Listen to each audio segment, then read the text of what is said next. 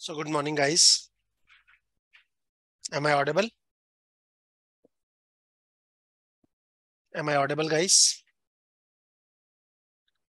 Okay. तो आज का सेशन स्टार्ट करते हैं। हम लोगों ने लास्ट क्लास में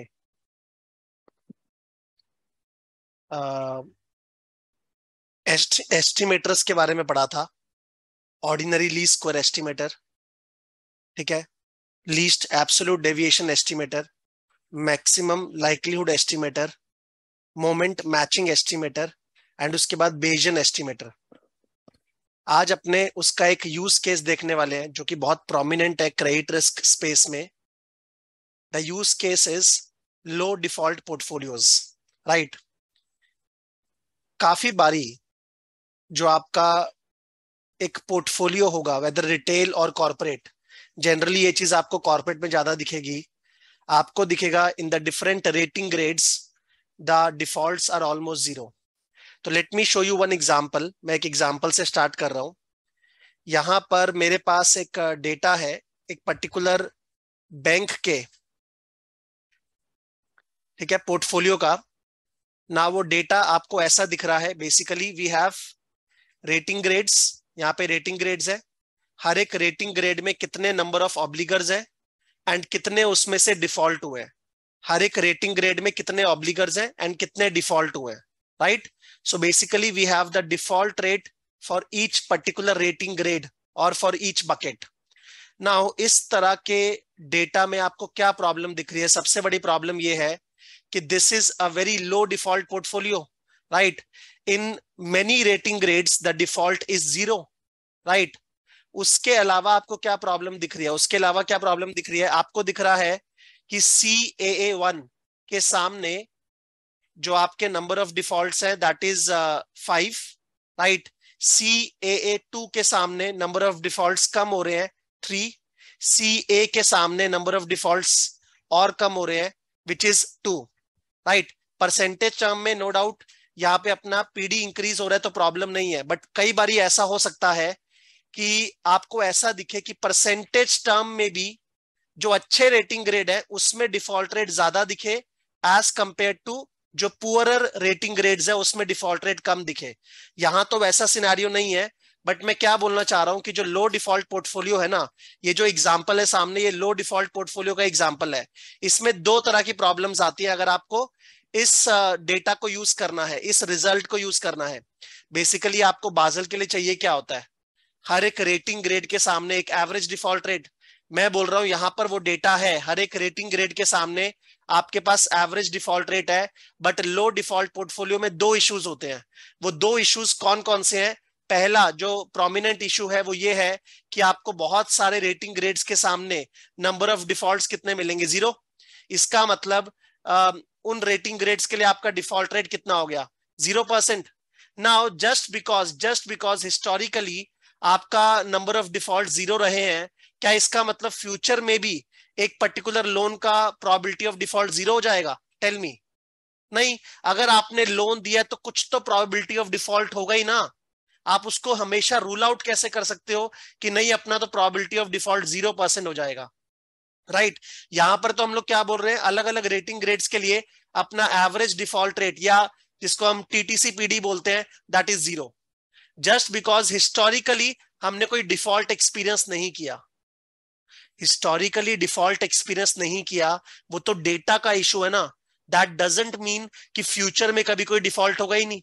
तो एक ये प्रोमिनेंट प्रॉब्लम है लो डिफॉल्ट पोर्टफोलियोज के साथ कि आपको बहुत सारे ग्रेड्स के सामने, बहुत सारे पूल्स के सामने डिफॉल्ट रेट क्या मिलेगा? जीरो मिलेगा। जबकि एक्चुअल में अगर आपने लोन दिया है तो उसका एक सर्टेन प्रोबेबिलिटी ऑफ डिफॉल्ट तो होगा ही, राइट। बहुत कम हो सकता है बट कभी भी जीरो नहीं हो सकता। Is that clear? सेकेंडली यहां पर मैंने आपको बोला कि लो डेटा होने के कारण कई बार ऐसा हो सकता है कि आपको दिखे जो आपके अच्छे रेटिंग ग्रेड्स हैं उसमें आपका डिफॉल्ट रेट हायर आए एज कंपेयर टू जो आपके खराब रेटिंग ग्रेड्स है जिसमें डिफॉल्ट रेट क्या दिखेगा? कम।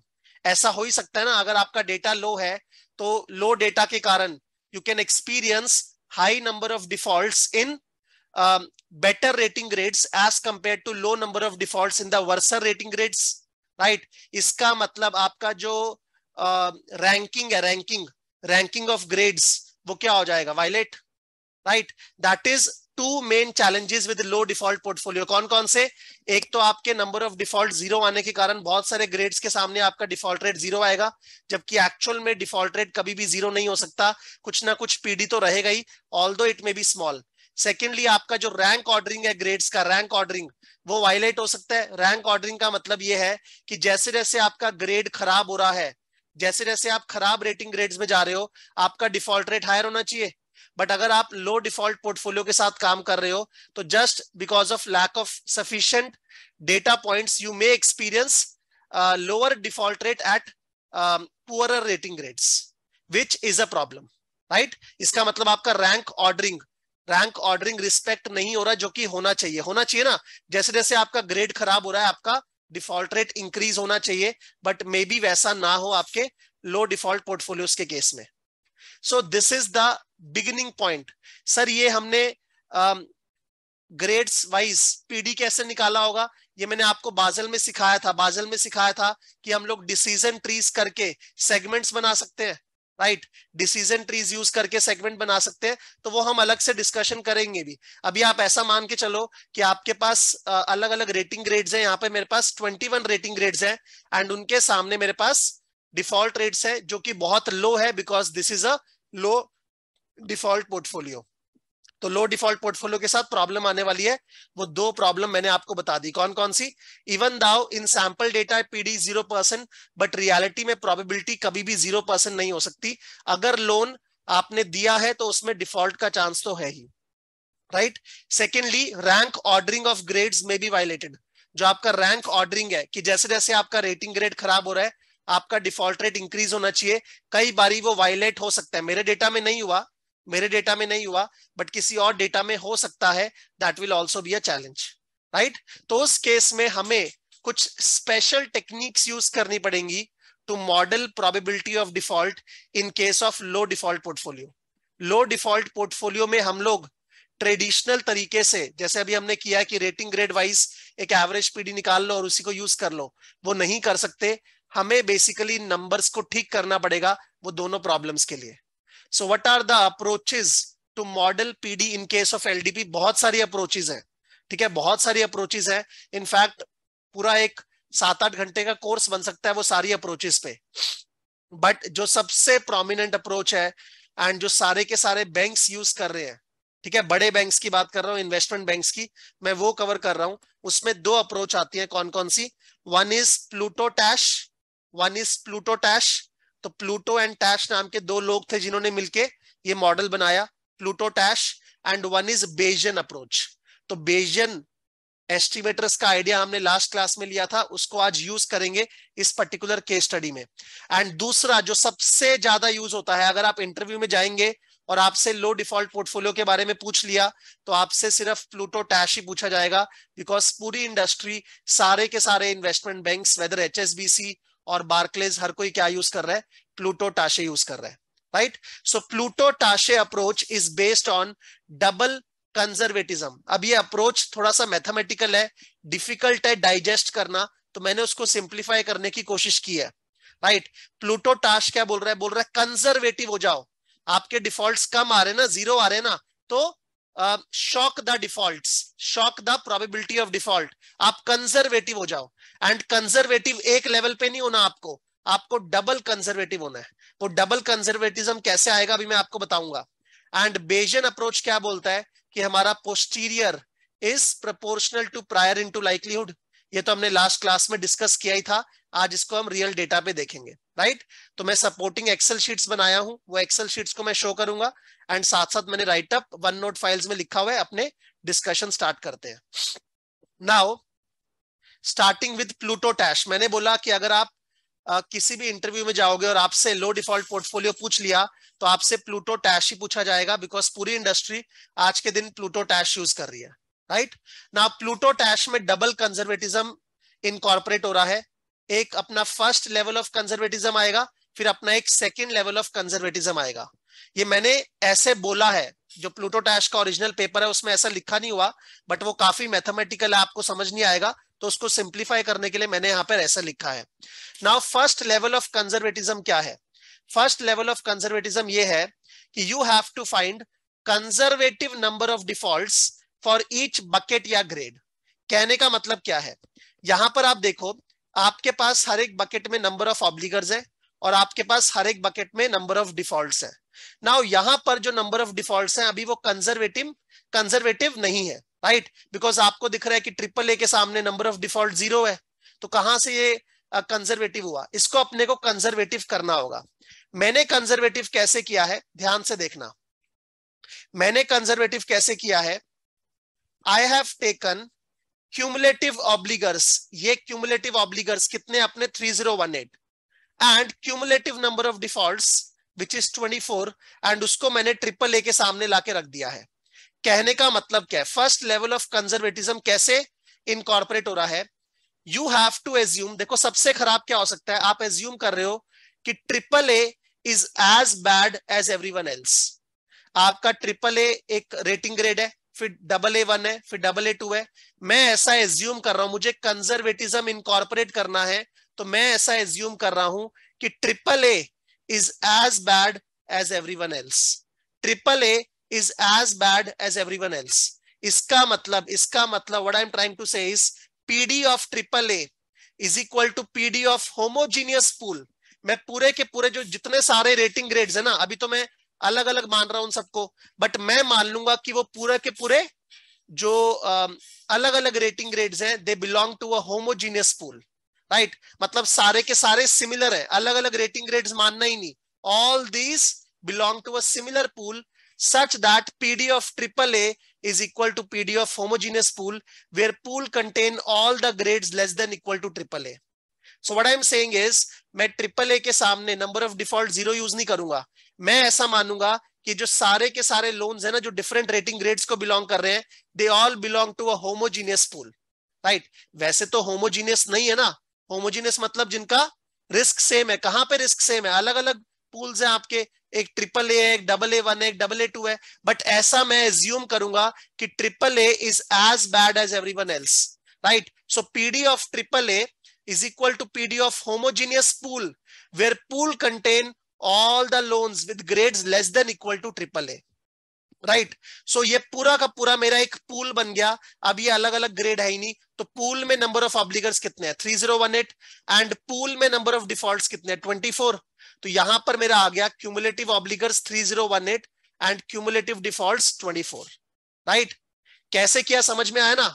मैं बोल रहा हूं triple A is as bad as everyone else, ऐसा मान लो, ऐसा मान लो। आपको कंजर्वेटिज्म इनकॉर्पोरेट करना है, तो वैसे तो ट्रिपल ए अच्छा है, बाकी उससे खराब है, बट मैं कंजर्वेटिज्म इनकॉर्पोरेट करने के लिए ऐसा बोल रहा हूं कि triple A is as bad as everyone else. So PD of triple A या number of defaults of triple A can come from number of defaults of homogeneous pool where pool contains all the grades less than equal to AAA, right? इस पूरे के पूरे data को एक single pool मान लो, homogeneous pool, and pool में number of ऑब्लिगर्स कितने? 3018, pool में नंबर ऑफ डिफॉल्ट्स कितने? 24। तो यहां पर क्यूमुलेटिव ऑब्लिगर्स आ गया 3018, क्यूमुलेटिव डिफॉल्ट्स आ गया 24, और P कितना आ गया? 24 डिवाइड बाय 3018 विच इज 0.80%। पहले मेरा P कितना था? 0%, प्रोबेबिलिटी ऑफ डिफॉल्ट 0%। अब कंजर्वेटिज्म इनकॉर्पोरेट करने के बाद P कितना हो गया? 0.80%। सिमिलरली फॉर डबल ए 1 मैं क्या कंसिडर करूंगा? Double A 1 is as bad as everyone else, double A 1 is as bad as everyone else below it, right? So PD of double A1 is equal to PD of homogeneous pool where pool contains all the grades less than equal to double A1. मतलब all these will become part of one single homogeneous pool such that उसमें total number of obligors कितने हैं मेरे? 2533, and total number of defaults कितने हैं? 24. So 2533 and 24. Sir हमने ये वाला ग्रेड क्यों नहीं लिया होमोजीनियस पूल में? कोई आंसर देगा? जब मैंने ये वाला पूल माना, तो why did not I consider this rating grade as well as a part of the pool? क्योंकि फिर वो कंजर्वेटिव नहीं हुआ। कंजर्वेटिव मतलब वो एंड उससे खराब, कंजर्वेटिव मतलब उससे खराब वालों को अपने को लेना है, राइट। अगर मैं उससे अच्छे को ले लूंगा तब क्या आप कंजर्वेटिव हुए? The answer is no. Similarly 882 का कैसे निकालेंगे? Count the number of obligors in this homogeneous pool. ये पूल कैसे बना? Of all the grades less than equal to 882। तो ये मेरा आया 2405 एंड नंबर ऑफ डिफॉल्ट्स कितने? 24। तो ऐसे करके आपको first level of conservatism incorporate करना है। First level of conservatism incorporate करना है। आइडियोलॉजी क्या है? आइडियोलॉजी ये है कि आपको ये ग्रेड अच्छा है ऐसा मानना ही नहीं है। आपको ये मानना है कि AAA is as bad as everyone else below it. AA1 is as bad as everyone else below it. AA2 is as bad as everyone else below it. AA3 is as bad as everyone else below it, and so on. Right? So this is your first level of conservatism. Clear है सबको? ये Pluto Tasche ने methodology approach की है and काफी famous है। जैसे मैंने बोला, हर एक इन्वेस्टमेंट बैंक इसी अप्रोच को यूज कर रहा है आज के दिन में।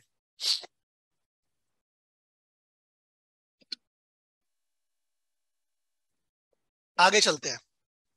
सेकेंड लेवल ऑफ कंजर्वेटिज्म कैसे इनकॉर्पोरेट करेंगे? देखो यहां पर मेरे पास क्या आ रहा है, अलग अलग रेटिंग ग्रेड्स है। वो रेटिंग ग्रेड्स के सामने I have number of defaults and I have probability, right. Number of obligors, number of defaults and probability. Now ये जो नंबर आया ना, नंबर ऑफ डिफॉल्ट्स, या जो ये नंबर आया प्रोबेबिलिटी, हम लोग इसके साथ प्ले अराउंड करेंगे in second level of conservatism. Second level of conservatism में हम लोग बोलते हैं या तो नंबर ऑफ डिफॉल्ट्स को शॉक कर लो, या आप प्रोबेबिलिटी को शॉक कर दो। या तो नंबर ऑफ डिफॉल्ट्स को शॉक कर दो, या आप प्रोबेबिलिटी को शॉक कर दो। नंबर ऑफ डिफॉल्ट्स जो मेरा यहां पर आया है 24, अभी आपको second level of conservatism incorporate करना है ना, तो इसको शॉक करेंगे। तो शॉक अप करेंगे या शॉक डाउन करेंगे? कंजर्वेटिव होने के लिए शॉक अप करेंगे या शॉक डाउन? शॉक अप करेंगे या शॉक डाउन? शॉक अप करेंगे, राइट। तो नंबर ऑफ डिफॉल्ट्स को शॉक अप कर दो। This is the approach proposed by me, right. ये मेरा अप्रोच है, ये किसी पेपर में नहीं लिखा, किसी ब्लॉग में नहीं लिखा, बट मेरे हिसाब से ये अप्रोच सिंपल है। मैंने इनफैक्ट टाशे को भी मेल किया हुआ है, अभी तक मेरे को रिस्पॉन्स नहीं मिला कि इस अप्रोच में क्या गलती है, एंड मेरा जो रिजल्ट आएगा वो काफी सिमिलर आएगा as compare to Pluto Tasche approach. Pluto Tasche ने क्या बोला है कि आप नंबर ऑफ डिफॉल्ट्स को मत शॉक करो, आप पी को शॉक करो, राइट। तो दोनों अप्रोच को समझेंगे। मेरे ख्याल से इसको समझने के लिए ये अप्रोच का आइडिया होना अच्छी बात है। वैसे तो लोगों को पता ही नहीं है, जैसे मैंने बोला ये मेरा बनाया हुआ अप्रोच है, किसी पेपर में किसी ब्लॉग में आपको नहीं मिलेगा, और ये प्लूटो टाश का ओरिजिनल अप्रोच है। मैं क्या बोलता हूं, आपके पास हर एक ग्रेड के लिए नंबर ऑफ ऑब्लिगर्स आ गए हैं और आपके पास पी आ गया है। You have number of obligors and you have P for each grade, right. Now tell me, number of defaults जो होते हैं वो कौन से डिस्ट्रीब्यूशन फॉलो करते हैं? नंबर ऑफ डिफॉल्ट्स कौन सा डिस्ट्रीब्यूशन फॉलो करता है? नंबर ऑफ डिफॉल्ट्स कौन सा डिस्ट्रीब्यूशन फॉलो करता है? आप लोगों ने बचपन में डिस्ट्रीब्यूशंस पढ़ी होंगी, Bernoulli, binomial, Poisson, normal, log normal, beta. तो ये जो नंबर ऑफ डिफॉल्ट्स है ये कौन सा डिस्ट्रीब्यूशन फॉलो करता है? Ravi Singh beta. Beta is wrong. Number of defaults एक डिस्क्रीट रैंडम वेरिएबल है, continuous? Number of defaults discrete है या कंटिन्यूअस? डिस्क्रीट, तो इट कैन फॉलो बाइनोमियल और Poisson. It can follow binomial और पॉइजन। यहां पर मैं बात कर रहा हूं कि इतने नंबर ऑफ ऑब्लिगर्स में इतने नंबर ऑफ डिफॉल्ट्स, मतलब हम लोग लैंग्वेज ऐसा पढ़ा करते थे जब मैं क्वांट्स पढ़ाता हूं कि x number of success in n number of trials, x successes in n trials. यहाँ पे success is not a English word, success is something which you are defining. For me success is a default. तो x number of default in n number of trials मतलब n obligors. तो ये कौन सा language होता है? Binomial distribution का language होता है। कौन सा लैंग्वेज होता है? बाइनोमियल डिस्ट्रीब्यूशन का लैंग्वेज होता है। तो मेरा जो नंबर ऑफ डिफॉल्ट्स है वो बाइनोमियल डिस्ट्रीब्यूशन फॉलो कर रहा है, ठीक है, number of defaults follow binomial distribution, and binomial distribution के दो पैरामीटर्स होते हैं n and p. Binomial distribution के दो पैरामीटर्स होते हैं एन एंड पी। तो क्या मेरे पास एन है? यस। अगर एक रेटिंग ग्रेड की बात करें, मेरे पास एन है। क्या मेरे पास पी है? यस, मेरे पास पी है। तो अब मुझे क्या करना है? मुझे नंबर ऑफ डिफॉल्ट्स को शॉक करना है। तो मैं क्या बोलूंगा? Find a conservative estimate of number of defaults, और से find a worst case estimate of number of defaults at say 75% confidence level.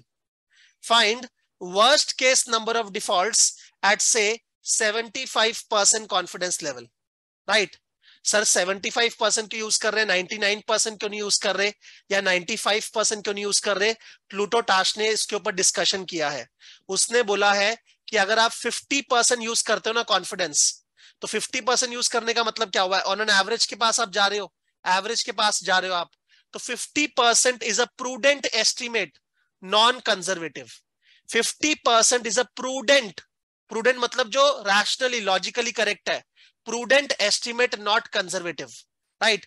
जैसे ही आप 50% से ऊपर जाओगे, से 60% और 70%, आपका कंजर्वेटिज्म का लेवल इंक्रीज होता रहेगा। राइट? तो 95% तो बहुत ज्यादा कंजर्वेटिज्म हो जाएगा, बहुत ज्यादा कंजर्वेटिव हो जाएगा।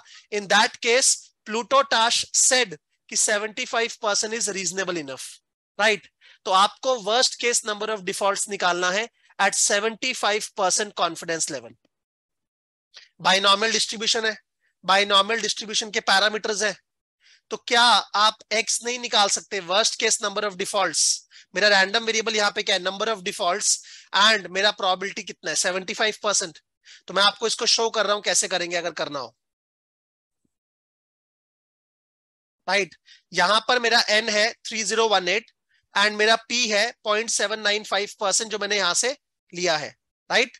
0.80% के आसपास। Now your number of defaults as per binomial distribution, number of defaults can be 0, it can be 1, it can be 2, it can be 3, it can be 4. number of defaults कितने से कितने तक जा सकता है बताना? अगर आपके 3018 ऑब्लिगर्स हैं, तो नंबर ऑफ डिफॉल्ट्स का रेंज क्या क्या हो सकता है? ये आपका x है, random variable, this is your x। Can you tell me number of defaults का रेंज कितना आएगा? From 0 to 3018। राइट? तो यहां पर मैंने 3018 तक तो नहीं लिया, बिकॉज एक लेवल के बाद प्रोबेबिलिटी ऑलमोस्ट 0 हो गया, बट यहां पर मेरे पास नंबर ऑफ डिफॉल्ट्स है। नाउ बाइनॉमियल डिस्ट्रीब्यूशन का पीडीएफ क्या होता है? Tell me. बाइनॉमियल डिस्ट्रीब्यूशन का PDF, it is NCX P to the power X Q to the power N minus X। Right? तो अगर आपको x इक्वल टू 0 डिफॉल्ट का प्रोबेबिलिटी निकालना है, तो आप n पुट करोगे 3018, x पुट करोगे 0, p आपका 0.80% है, x पुट करोगे 0, q आपका 1 minus 0.80%। q is default rate. अगर आपका प्रोबेबिलिटी ऑफ डिफॉल्ट इज 0.80%, तो q is probability of no default, probability of no default, that is 1 minus 0.80%. right? तो q to the power n minus x, n is 3018, x is 0। ऐसे करके आप binomial distribution से हर एक x के लिए probability निकाल सकते हो। राइट? बाइनॉमियल डिस्ट्रीब्यूशन से हर एक x के लिए प्रोबेबिलिटी निकाल सकते हो। तो यहां पर आपको ऐसा फंक्शन लिखने का जरूरत नहीं है, एक्सेल में इसके लिए डायरेक्ट फंक्शन अवेलेबल है, विच इज योर बाइनॉम डिस्ट। तो मैंने यहाँ पे वही यूज किया है, equal to binom dist, equal to binom dist. I have to give number of success जो मेरा x है। Right? Random variable is number of defaults. Again success is not a English word, success is the word which you are trying to define. मैंने यहाँ पे success बोला default को। Trials कितने हैं? ट्रायल्स मेरे 3018 है, trials is 3018, comma what is the probability of success? That is 0.795%। Freeze कर रहा हूं, क्यूमुलेटिव को फॉल्स कर रहा हूं, मुझे probability at x equal to 0, at x equal to 1 and so on निकालना है। राइट? तो यहां पर मैंने प्रोबेबिलिटी निकाला, तो आप देख रहे हो एक लेवल के बाद जाके प्रोबेबिलिटी ऑलमोस्ट 0 हो गया, तो मैंने इसलिए उसके बाद नहीं लिखा, although the range of x can be from 0 to 3018। Right? इसको अगर आप प्लॉट करोगे, प्लॉट इसको अगर आप प्लॉट करोगे तो आपका इस तरीके का एक प्लॉट आएगा बाइनॉमियल डिस्ट्रीब्यूशन का, राइट। नाउ मुझे क्या चाहिए, I want to find out the worst case estimate of number of defaults at 75% confidence level। मतलब मुझे ऐसा नंबर ऑफ डिफॉल्ट्स निकालना है, ऐसा नंबर ऑफ डिफॉल्ट्स निकालना है जिसके लेफ्ट में जो एरिया हो दैट इज 75%। मतलब I want to find out the number of defaults corresponding to which the cumulative probability is 75%, right? I want to find out the number of defaults corresponding to which the cumulative probability is 75%. Cumulative probability is 75%।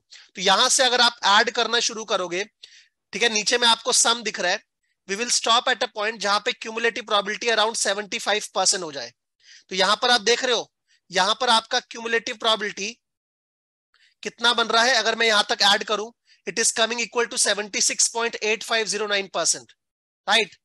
76.8509%।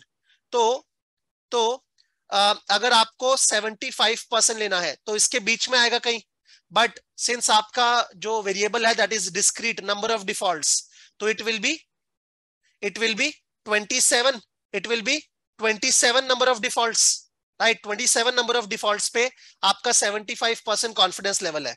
ऐसे सम निकालने की जगह मैं cumulative probability भी निकाल सकता हूं as per binomial distribution. Again आपको क्या करना है, आपको एक्स देना है, नंबर ऑफ सक्सेस, आपको ट्रायल्स देने हैं, आपको प्रोबेबिलिटी देना है और क्यूमुलेटिव में ट्रू करना है। तो किस नंबर के सामने आपका क्यूमुलेटिव प्रोबेबिलिटी 75% आ रहा है, it is 27, it is 27, right.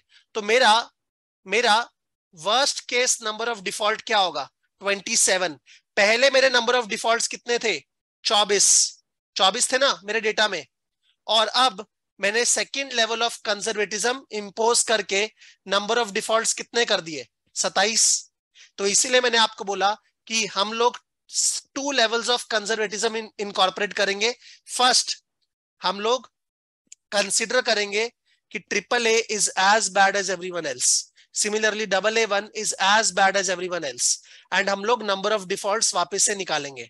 Secondly ये जो नंबर ऑफ डिफॉल्ट्स आए इसको हमें और शॉक करना है, हमें और कंजर्वेटिज्म इनकॉर्पोरेट करना है सेकंड लेवल पे। तो वो मैं कैसे कर रहा हूं, मैं बोल रहा हूं मेरे पास हर एक रेटिंग ग्रेड का नंबर ऑफ ऑब्लिगर्स है, मेरे पास हर एक रेटिंग ग्रेड का प्रोबेबिलिटी ऑफ डिफॉल्ट है, नंबर ऑफ डिफॉल्ट्स मुझे पता है बाइनॉमियल डिस्ट्रीब्यूशन फॉलो करता है। तो क्यों ना मैं एक conservative estimate of number of defaults निकाल लूं, conservative estimate of number of defaults using binomial distribution, right. तो I want to find out the worst case estimate of number of defaults at 75% confidence level. तो वही मैंने यहाँ पे निकाला है, 75% कॉन्फिडेंस लेवल पे मेरा वर्स्ट केस एस्टिमेट आ रहा है 27 डिफॉल्ट्स, राइट। तो आज के बाद मैं क्या यूज करूंगा, मैं हर एक रेटिंग ग्रेड के सामने ये नंबर ऑफ ऑब्लिगर यूज करूंगा एंड ये 27 डिफॉल्ट्स को यूज करूंगा, सच दैट मेरा प्रोबेबिलिटी ऑफ डिफॉल्ट उस बकेट का कितना बन गया, 0.895%। कैसे, 27 डिवाइड बाय 3018, तो 0.895%। कैन यू सी, हम लोग 0% से स्टार्ट किए थे एंड कंजर्वेटिव होके 0.895% पे आ गए। 0% से स्टार्ट किए थे एंड कंजर्वेटिव होके 0.895% पे आ गए। सिमिलरली यहां 0% से स्टार्ट किए, कंजर्वेटिव होके 1.066% आ गए, राइट। मैंने 2 स्टेप्स किए, 2 स्टेप्स। मुझे बताना मैंने जो 2 लेवल ऑफ कंजर्वेटिज्म इनकॉर्पोरेट किया, कौन सा लेवल ये इंश्योर किया कि मेरा रैंक ऑर्डरिंग मेंटेन हो, कौन सा लेवल ये इंश्योर किया कि मेरा रैंक ऑर्डरिंग मेंटेन हो, फर्स्ट वाला। क्योंकि जब भी मैं क्यूमुलेटिव ले रहा हूं तो ऑब्वियसली मेरा रैंक ऑर्डरिंग मेंटेन होना ही है, मेरा रैंक ऑर्डरिंग मेंटेन हो गई। तो मैंने अंदर ही अंदर रैंक ऑर्डरिंग भी मेंटेन कर लिया और मैंने हर एक रेटिंग ग्रेड के सामने एक प्रोबेबिलिटी ऑफ डिफॉल्ट भी निकाल लिया, बिकॉज अगर लोन दिया है तो डिफॉल्ट्स तो हो ही सकते हैं। इवन दाउ आपके हिस्टोरिकल डेटा में ऐसा एक्सपीरियंस नहीं हुआ, दैट डजंट मीन कि फ्यूचर में भी कभी कोई डिफॉल्ट नहीं होगा, right. Is this approach clear? So this is my approach, Karan's approach, ठीक है। इसके ऊपर पेपर भी लिखूंगा मैं एक, this is shock number of defaults. दूसरा है जो प्लूटो टाश ने प्रपोज किया है, वो बोलता है कि नंबर ऑफ डिफॉल्ट्स तो ऑब्जर्व्ड है, नंबर ऑफ डिफॉल्ट्स तो आपके ऑब्जर्व्ड है 24। इसको आप कैसे शॉक कर सकते हो? इसको शॉक नहीं कर सकते, आप प्रोबेबिलिटी को चेंज करो। क्या बोलना चाहता है वो? ही सेज कि find the most conservative estimate of P which governs 24 defaults in the portfolio.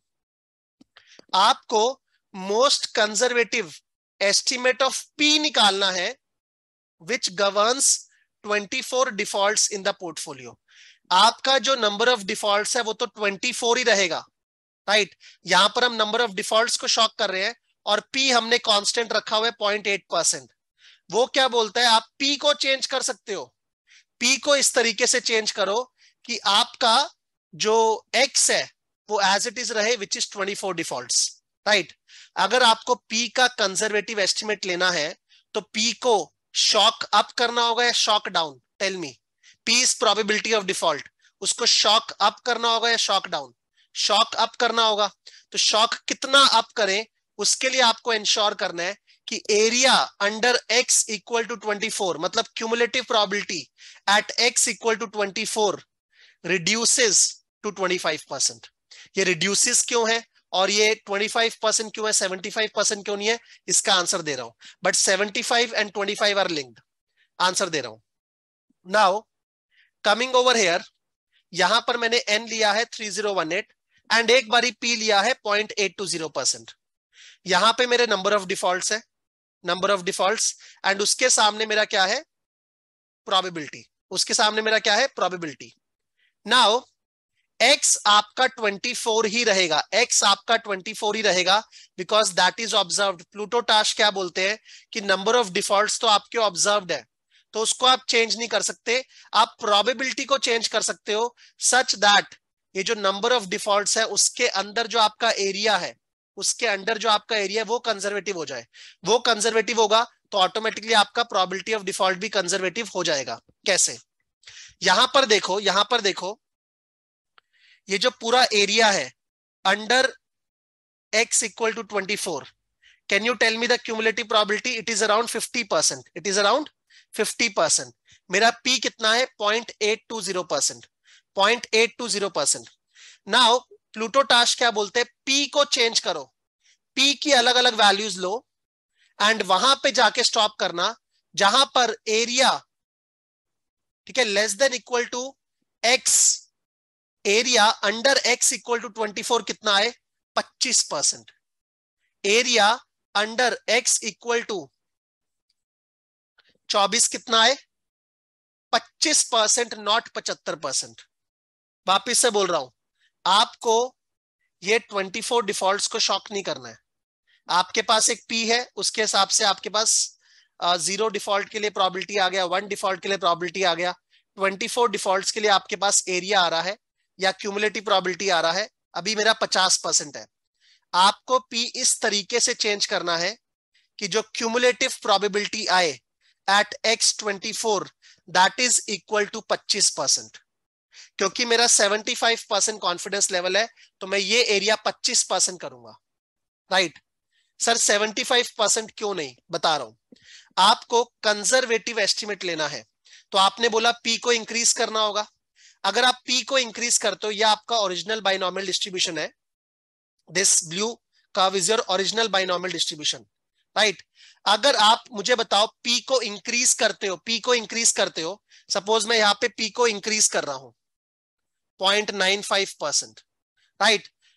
तो ये आपका blue is your original curve and orange is your shifted curve, right. अगर आप p को इंक्रीज करते हो तो मुझे बताना आपका मीन, मीन क्या होता है बाइनॉमियल डिस्ट्रीब्यूशन का, n इंटू p। तो मीन आपका राइट में शिफ्ट होगा या लेफ्ट में? मीन आपका राइट में शिफ्ट होगा या लेफ्ट में? अगर आप p को इंक्रीज करते हो तो मीन राइट में शिफ्ट होगा because mean is n into p। अगर p इंक्रीज हो रहा है तो mean will shift to the right. अगर मीन राइट में शिफ्ट हो रहा है तो सारी वैल्यूज x की मीन से दूर जा रही है या मीन के पास आ रही है, और मीन से दूर जा रही है या मीन के पास आ रही है, और सारी वैल्यूज x की, अगर आपका मीन इंक्रीज हो गया, right, mean is n into p, तो सारी वैल्यूज x की मीन से दूर जा रही है या मीन के पास आ रही है? ये जो x की वैल्यूज है, ठीक है, ये मीन से दूर हो रही है या मीन से पास? ब्लू कर्व में एक्स की वैल्यूज मीन के साथ एक सर्टेन डिस्टेंस में होगी। ऑरेंज कर्व में ये जो एक्स की वैल्यूज है वो मीन से दूर जा रही है या पास। शुरू की जो वैल्यूज है वो तो ऑब्वियसली मीन से दूर जा रही है, बिकॉज मीन इंक्रीज हो रहा है, मीन इंक्रीज हो रहा है, राइट। और यहां पर तो पॉजिटिव वैल्यूज ही आएंगी ना डिस्क्रीट रैंडम वेरिएबल में, तो मीन आपका इंक्रीज हो रहा है, तो सारी वैल्यूज मीन से दूर हो रही है। अगर मीन से दूर हो रही है, मीन से दूर प्रोबेबिलिटी हायर होता है लोअर, मीन के आसपास प्रोबेबिलिटीज आर हायर, मीन से दूर प्रोबेबिलिटी हायर होता है लोअर, प्रोबेबिलिटी लोअर होता है, मतलब ये सारे के सारे एक्स के लिए प्रोबेबिलिटी क्या हो जाएगा, लोअर। ये सारे के सारे एक्स के लिए प्रोबेबिलिटी क्या हो जाएगा, लोअर। आप देख रहे हो 22% हो गया। मतलब अगर मुझे कंजर्वेटिव होना है तो मुझे ये एरिया को 75% करना होगा या 25%, 25% ना, बिकॉज 25% अगर मैं करूंगा इसका मतलब सारी वैल्यूज का प्रोबेबिलिटी लोअर हो रहा है। सारी वैल्यूज का प्रोबेबिलिटी लोअर कब होता है, जब मीन दूर होता है, और मीन दूर होने का मतलब क्या हुआ, जब पी इंक्रीज होगा। तो पी का जो कंजर्वेटिव एस्टिमेट आएगा वो मेरा cumulative probability equal to 25% set करके आएगा, ना कि 75%, राइट। अगर मैं इसको 75% करना चाहता हूं ना, सपोज अभी आपको दिख रहा है ओरिजिनली ये 49% है, using p equal to 0.820%, right. अगर मैं इसको 75% करना चाहता हूं तो मुझे रिड्यूस करना पड़ेगा। देखो 0.70% किया, तब जाके ये जो मेरा एरिया आया वो कितना आया, 77%।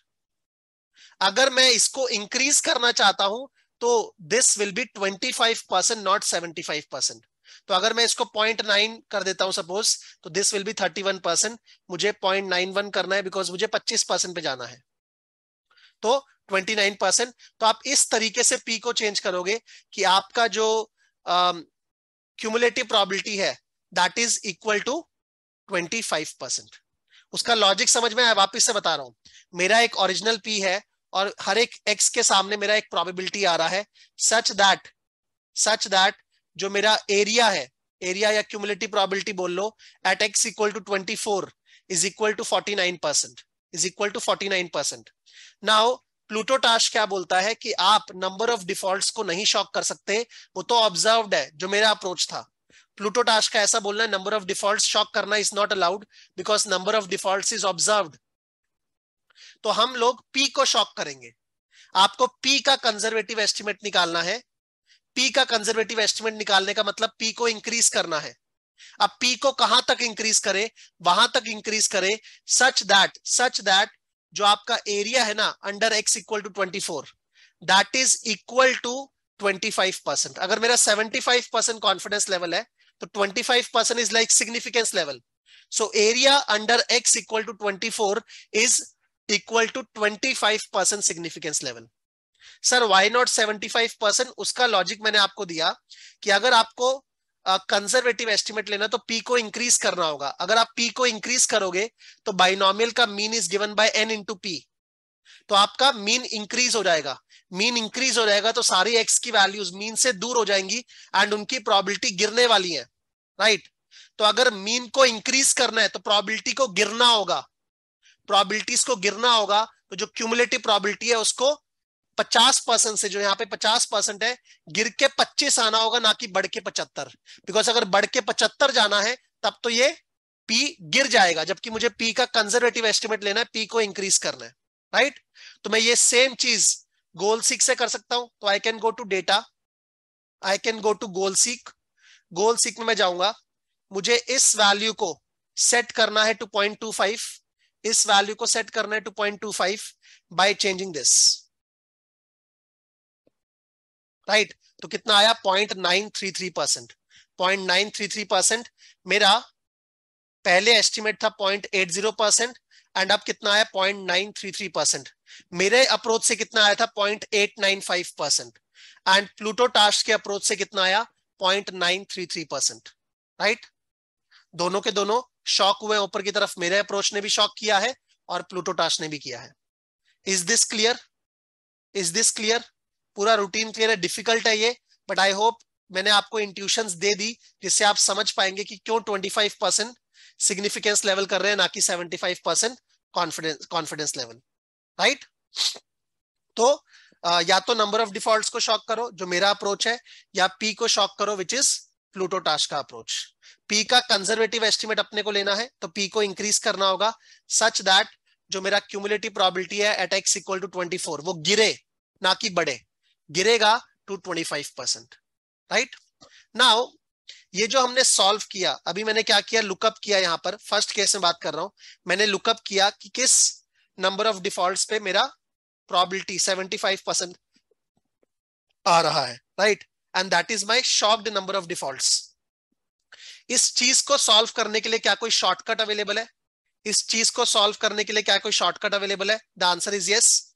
आपको पता है कि हमारे दो तरह के फंक्शंस होते हैं, एक होता है डिस्ट फंक्शन और एक होता है INV function, inverse function. Dist function में आप क्या देते हो, x का वैल्यू देते हो, पैरामीटर्स देते हो और आपको प्रोबेबिलिटी मिलती है। डिस्ट फंक्शन में क्या किया हमने, x का वैल्यू दिया, ठीक है, पैरामीटर्स दिए एंड हमें क्या मिला, प्रोबेबिलिटी। राइट हमें क्या मिला, प्रोबेबिलिटी। x क्यों देते हैं, x मेरा रैंडम वेरिएबल है। राइट और हम लोग पैरामीटर्स क्यों देते हैं, वो मेरे डिस्ट्रीब्यूशन की पहचान है, डिस्ट्रीब्यूशन की पहचान, उसके पैरामीटर्स। तो मैंने n और p दिया और क्यूमुलेटिव में ट्रू किया तो मुझे क्या मिला, मुझे प्रोबेबिलिटी मिला अगेंस्ट वैल्यूज ऑफ x। यहां पर जब मैं worst case number of defaults निकालना चाह रहा हूं तो मुझे बताओ मुझे प्रोबेबिलिटी चाहिए या मुझे x चाहिए? जब मैं worst case number of defaults निकालना चाह रहा हूं तो मुझे x चाहिए या मुझे प्रोबेबिलिटी चाहिए? x चाहिए।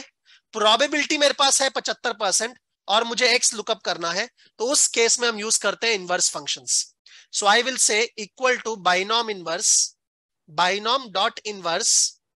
आई हैव टू गिव पहचान ऑफ दिस डिस्ट्रीब्यूशन। पहचान क्या है, उसके पैरामीटर्स। पैरामीटर्स कौन कौन से हैं, पैरामीटर्स कौन कौन से? One is number of trials, one is number of trials and दूसरा पैरामीटर कौन सा है, मेरा प्रोबेबिलिटी, मेरा probability.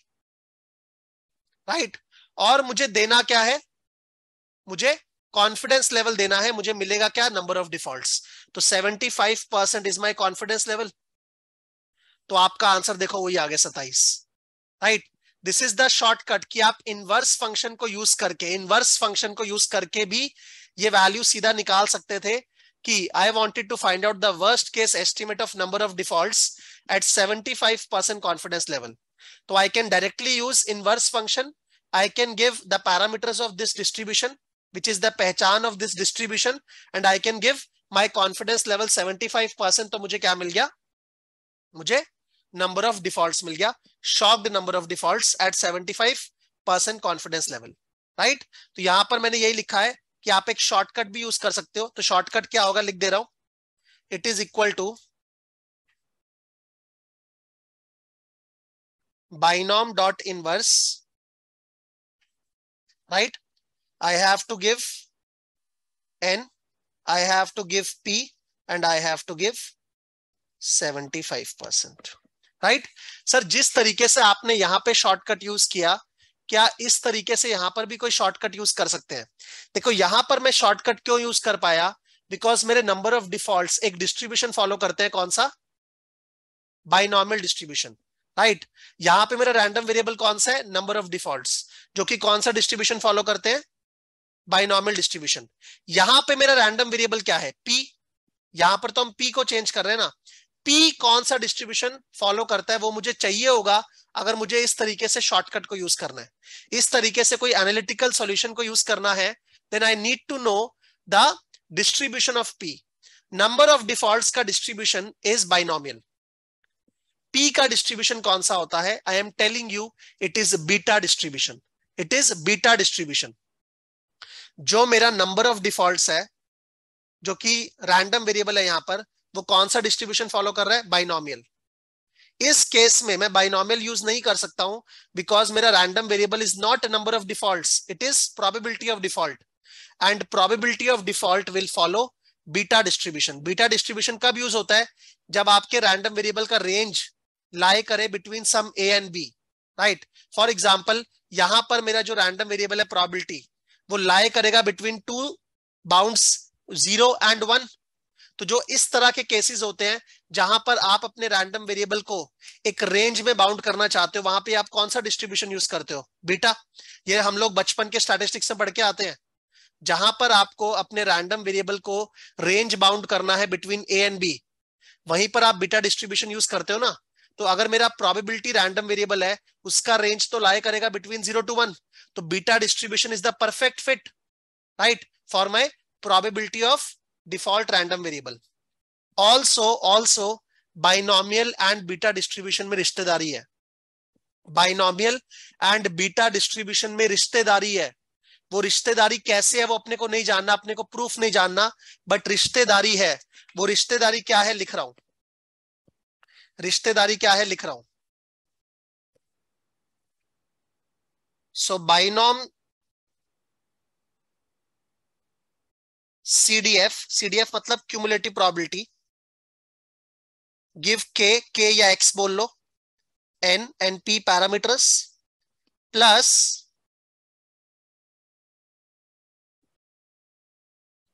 Beta CDF p comma k plus 1 comma n minus k, this is equal to 1, right.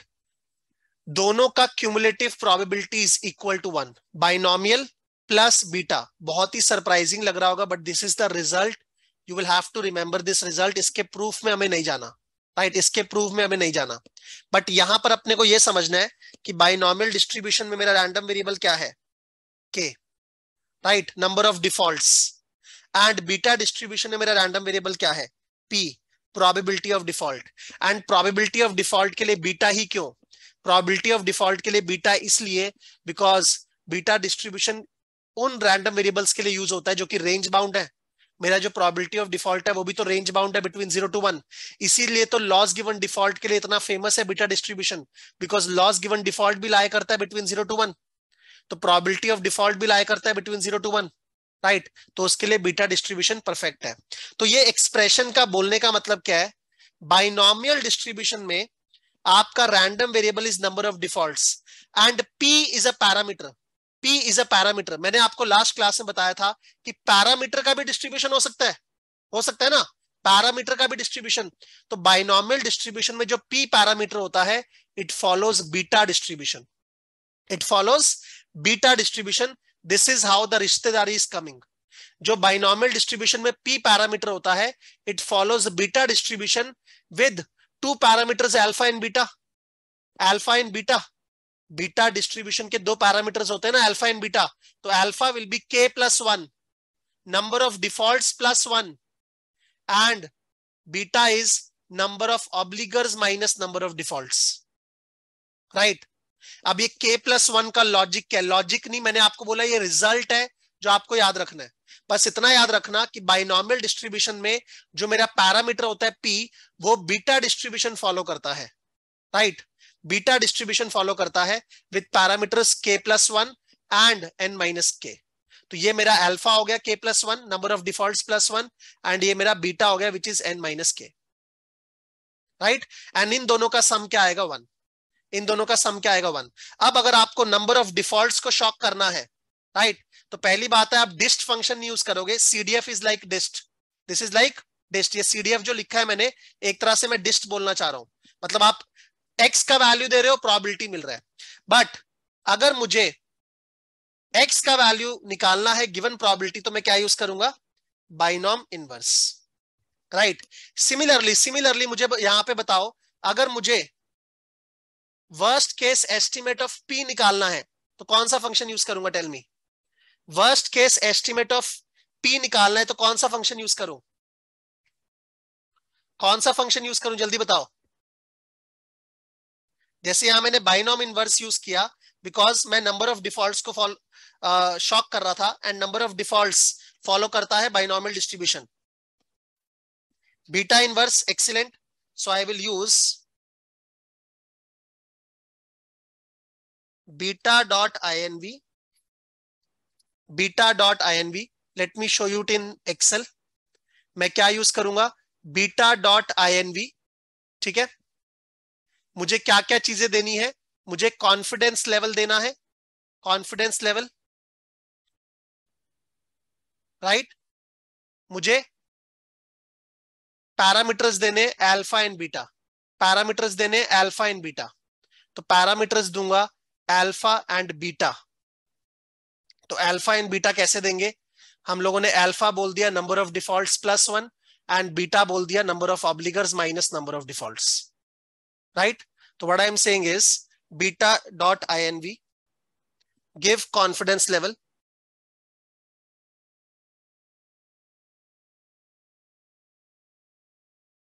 right? Give confidence level.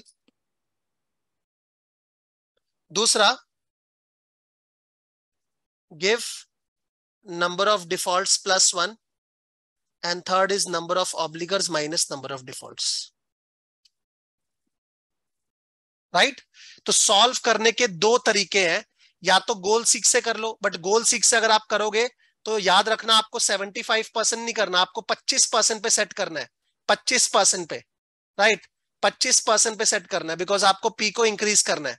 या अगर आप सीधा एक क्लोज्ड फॉर्म सॉल्यूशन यूज कर ले रहे हो, बीटा डिस्ट्रीब्यूशन यूज कर ले रहे हो, तब तो आप 75% ही यूज करो, कोई इशू नहीं है, राइट? तो ये दो तरीके हैं यहाँ पर। एक है गोल सीक का तरीका, मैं लिख देता हूं यहाँ पर गोल सीक का तरीका भी, ताकि नोट्स में रहे। एक है आपका गोल सीक का तरीका। सो गोल सीक क्या बोल रहा है, मैं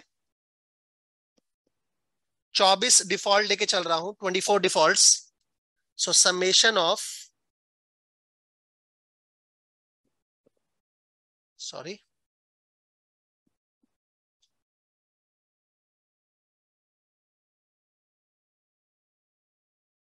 x equal to 0 to 24 ncx p to the power x q to the power n minus x, this should be equal to 25%। Summation ले लिया मैंने, आगे आपको दिख रहा है ना, समेशन ले लिया, तो इसका मतलब मैंने क्यूमुलेटिव प्रोबेबिलिटी ले लिया। और मुझे सॉल्व क्या करना है, मुझे p सॉल्व करना है, मुझे p सॉल्व करना है सच दैट ये पूरा क्यूमुलेटिव प्रोबेबिलिटी किसके इक्वल आए, 25% के। तो या तो आप इस तरीके से करो, यहाँ पे आपको कोई डिस्ट्रीब्यूशन एज्यूम ही नहीं करना पी का, एज्यूम नहीं मतलब कोई डिस्ट्रीब्यूशन यूज ही नहीं करना पी का, या आप डिस्ट्रीब्यूशन पहले निकालो पी का, तो पी कौन सा डिस्ट्रीब्यूशन फॉलो करेगा, बीटा डिस्ट्रीब्यूशन। ये मैंने आपको रिजल्ट बता दिया, तो आप बीटा इनवर्स यूज करके भी सेम आंसर निकाल सकते हो, राइट? तो मैंने यहाँ पर, आप एक्सेल में देखो, मैंने बीटा इनवर्स यूज किया है, यहाँ पर बीटा इनवर्स आप देख सकते हो, बीटा इनवर्स। तो बीटा इनवर्स यूज करके सॉल्व कर लिया 0.933%। वो सेम चीज मैंने गोल सीक से भी आपको करके दिखाया 0.933%। और ये गोल सीक प्लूटो टास्क के पेपर में भी दिया हुआ है कि आप गोल सीक से कर सकते हो या आप डिस्ट्रीब्यूशन एज्यूम करके कर सकते हो, राइट? Is it clear? पूरा का पूरा अप्रोच क्लियर है? प्लूटो टास्क बिल्कुल सिंपल अप्रोच है, बट प्रीमाइसिस क्लियर नहीं होता पेपर पढ़ के, तो मैंने उसको थोड़ा सा सिंपल लैंग्वेज में तोड़ दिया कि दो लेवल ऑफ कंजर्वेटिज्म इनकॉर्पोरेट कर रहे हैं। सबसे पहले फर्स्ट लेवल ऑफ कंजर्वेटिज्म, जहां पर हम लोग कंजर्वेटिव नंबर ऑफ डिफॉल्ट्स निकाल रहे हैं फॉर ईच ग्रेड, ठीक है, होमोजेनियस पूल मान के। सेकेंडली हम लोग क्या कर रहे हैं, नंबर ऑफ डिफॉल्ट्स को शॉक कर रहे हैं विच इज माय अप्रोच, या पी को शॉक कर रहे हैं which is Pluto task approach. तो पी को शॉक करना है मतलब पी को इंक्रीज करना होगा। पी को इंक्रीज जो आपको करना है, आप या तो गोल सीक से कर लो या आप closed form solution beta dot inv से कर सकते हो। सब लोग रिप्लाई कर दो please if this is clear और नॉट। आप कोई क्वेश्चन आपसे पूछेगा प्लूटो टास्क के बारे में, आंसर कर पाओगे ना इंटरव्यू में?